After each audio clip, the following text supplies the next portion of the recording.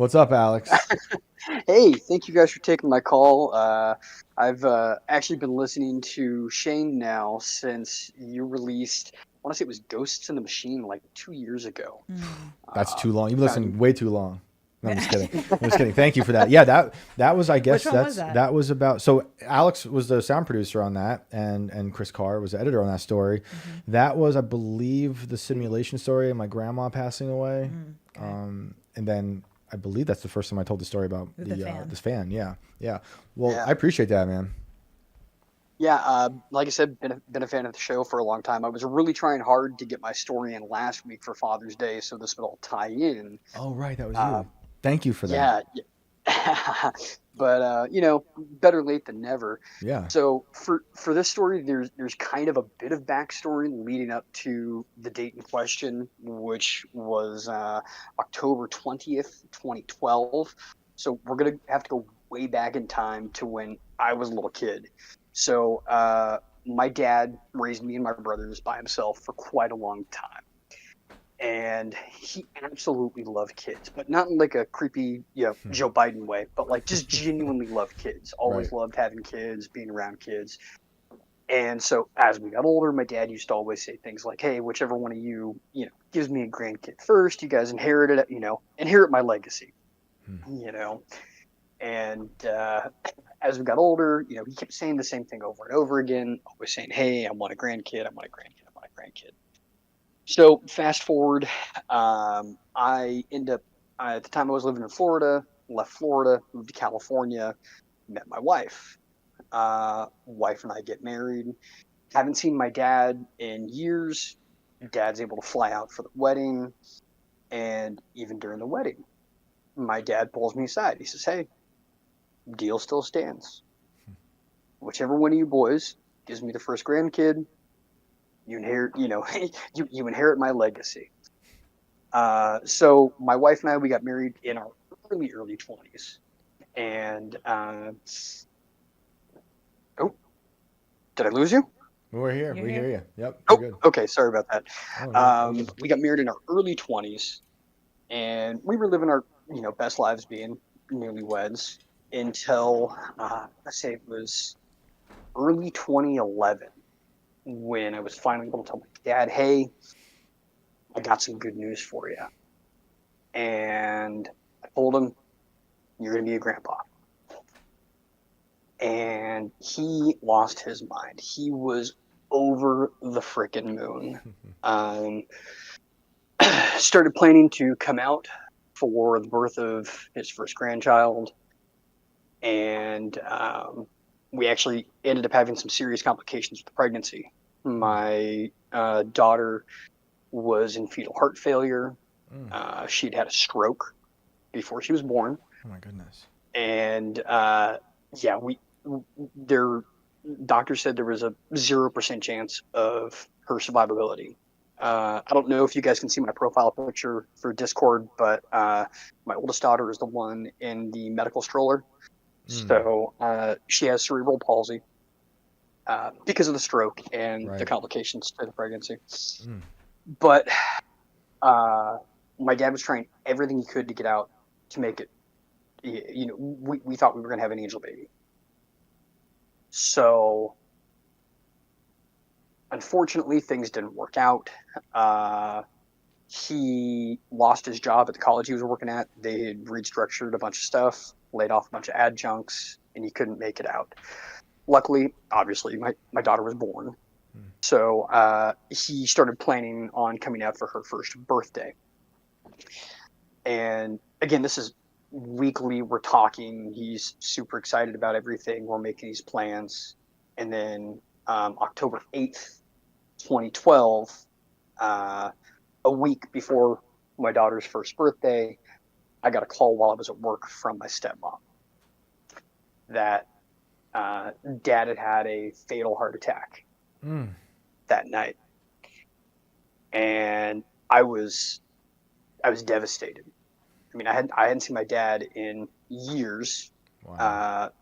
since 2007 at this time, and what was even more devastating was he I knew he wanted to meet his first grandchild. He that was his life's goal. Right. That was all he was planning for the longest time. So, um, October, kind of a rough month for me, but that October was especially rough. We celebrated my daughter's first birthday, plus buried my father. Mm.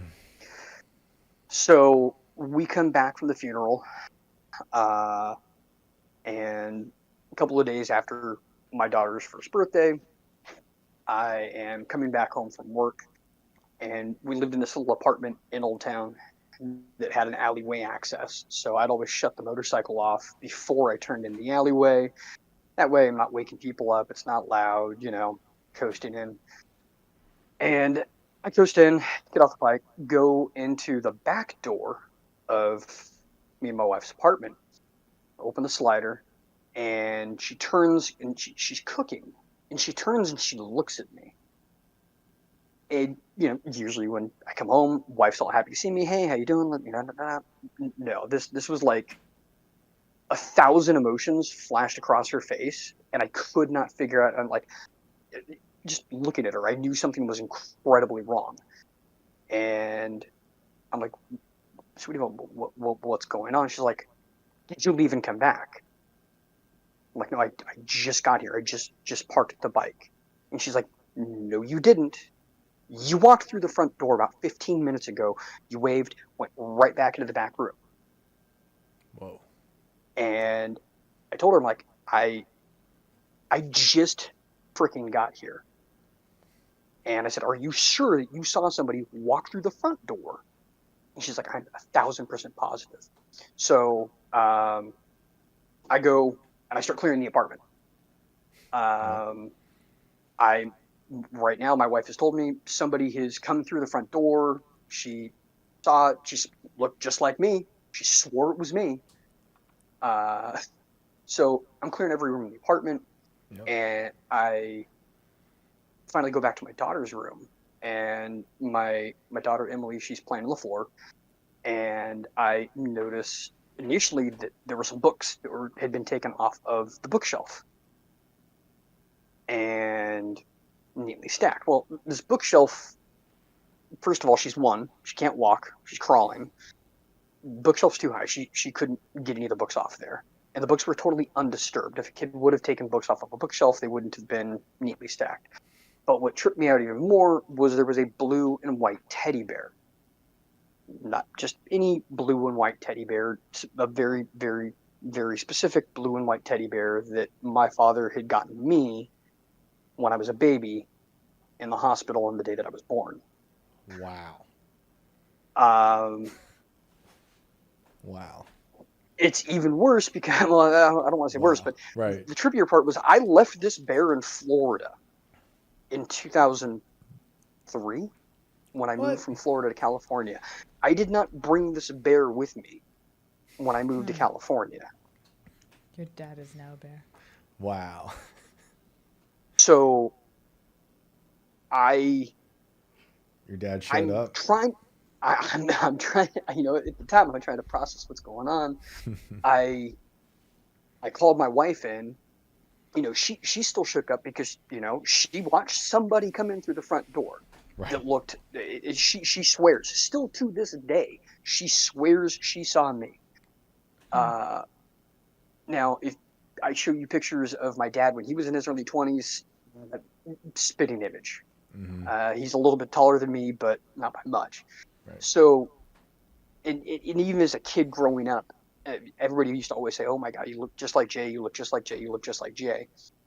So nothing was keeping my father from meeting his grandchild for the first time. That man came into my house as himself in his early 20s to distract my wife enough so that it wouldn't seem, weird. It was passable enough to be me, and went back to the back room and met his granddaughter for the first time. That's a great So, story. we're all still trying to process this. There's a bazillion emotions going on at the time. So a couple of days earlier, when we'd gotten back from the funeral, I'd hung up a picture of my dad in the hallway. Uh, One of my favorite pictures of him. So after we're done having our cry fest, uh, take my daughter back to bed, and she actually reached out and grabbed the picture of her grandfather. And that to me gave me a lot of closure, knowing that. Because it wasn't a one-off thing. It wasn't just something that just my wife saw. It wasn't just something that I saw. It wasn't just, these random sporadic things. There was so much evidence that had happened that there was no denying that's exactly what had happened. Right. He 'Cause definitely I ended wanted up you to know that he was there to meet his granddaughter. 100%. 100%. So That's a beautiful story. Well told, beautiful story. That's amazing. Do you guys still have that bear? yes, we do. As a matter of fact, it sits in my daughter's room, and it's a little bit. So we're actually pretty positive that he still visits from time to time. My daughter is nonverbal, but occasionally she will randomly wake up middle of the night and she will just be laughing and giggling and making all sorts of fun noises, and you'll go in that room to check on her, and it's a little bit cooler than all of the other rooms. And usually her room is one of the warmest rooms in the house. And this has happened, I would say probably a dozen times, where go in there and she's just having a blast, and I'll ask her, I'm like, is Grandpa? You hang out with Grandpa? And she's nonverbal, but she can communicate in some ways. So she can say Wow.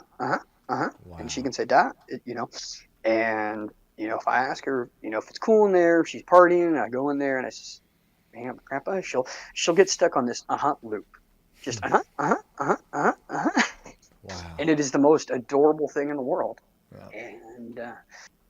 And it's crazy. And I'm not a crazy supernatural person. I'm not one of these people who have had all these encounters or anything like that. It's just this one event, and it changed my perception on the supernatural.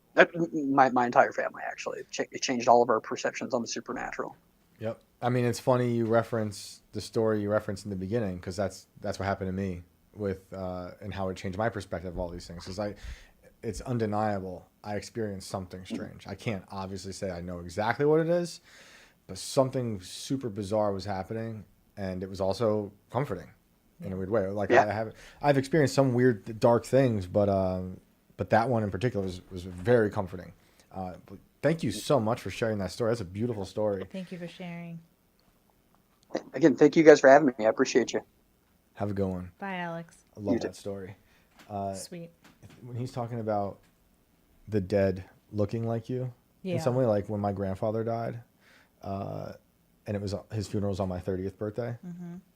At his funeral, all his friends were there, and they were all, they're all in their 80s, and I looked like him exactly. So they all kept calling me his name, Norman, because it was weird. Because it was like, and I was all of a sudden, for the first time in my life, making his facial expressions. I do them now, I think, still.